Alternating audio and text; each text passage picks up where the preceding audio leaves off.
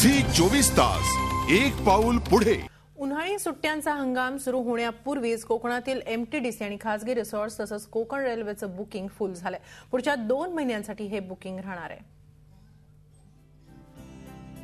दरवर्षीप्रमाणे यंदाही उन्हाळी सुट्ट्यांचा हंगाम कोकणातील व्यावसायिकांसाठी चांगलाच तेजीत जाणार आहे, कारण एमटीडीसीची सर्व रिसॉर्ट हाऊसफुल झाली आहेत। तसंच रत्नागिरी आणि सिंधुदुर्ग मधील खासगी हॉटेलचं 80% बुकिंग झालंय।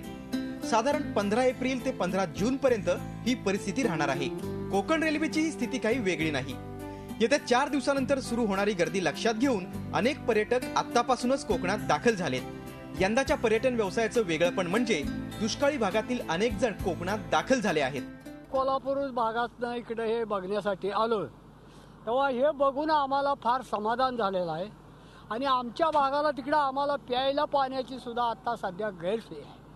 पाणी प्यायला सुद्धा मिळत नाही आणि हे पाणी एवढं इथे हे असून आम्हाला अगदी आनंद झाला हे पाणी बघून। एक कोकण पट्टा बघून आम्हाला इथला समुद्र बघून, इथली लोकवस्ती बघून, इथला परिसर बघून फार फार छान छान वाटते आणि सुंदर असं रमणीय वातावरण आहे। तरी जोपर्यंत आमच्या भागात पाऊस पडत नाही तोपर्यंत आम्हाला तर वाटतं की या कोकण पट्ट्यातच इथंच राहावं। पर्यटकांच्या स्वागतासाठी कोकण ही सज्ज झालंय। समुद्रकिनारी वॉटर स्पोर्टची सुविधा उपलब्ध करून देण्यात आली आहे।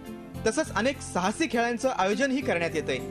जे काय उन्हाळ्याचं हे काय वातावरण आहे, ह्या आता उन्हाळ्याच्या परिस्थितीत इथं आल्यानंतर आपल्याला गारवी थंडगार हवा आणि फिरायला वगैरे असं मस्त खुले मोकळं हवा असं छान वाटतं बघायला वगैरे। एकीकडे पर्यटक कोकणात दाखल होत असतानाच दुसरीकडे सुट्टीच्या हंगामाच्या पार्श्वभूमीवर खासगी गाड्यांच्या तिकिटांचे दर वाढलेत।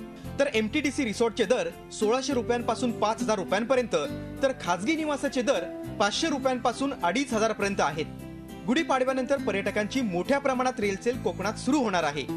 अर्थातच येवा कोकण आपलाच असा असं म्हणत कोकणवासीय सुद्धा स्वागतासाठी सज्ज झालेत। झी 24 ताससाठी संदेश सावंत, रत्नागिरी। झी 24 तास एक पाऊल पुढे।